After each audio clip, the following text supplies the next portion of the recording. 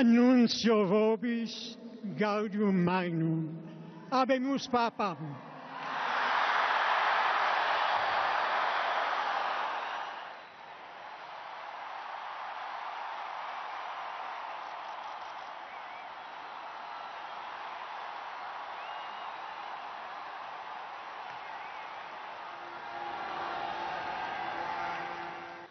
Fratelli e sorelle, buonasera.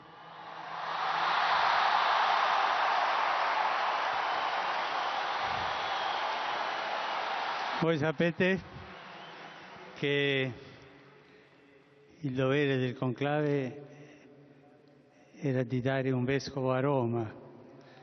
Sembra che i miei fratelli cardinali sono andati a prenderlo quasi alla fine del mondo, ma siamo qui.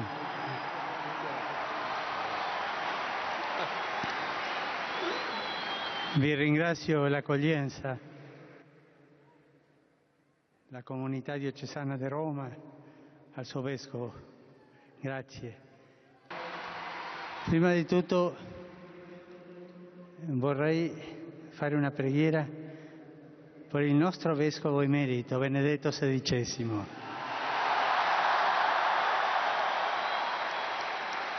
Preghiamo tutte insieme per lui, perché il Signore lo benedica e la Madonna lo custodisca.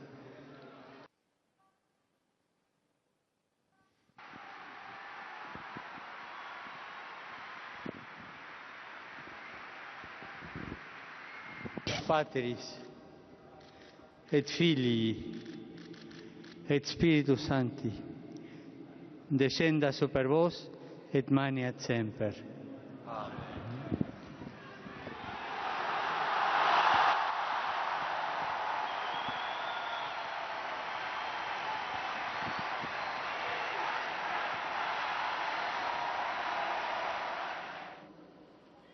Buonanotte e buon riposo.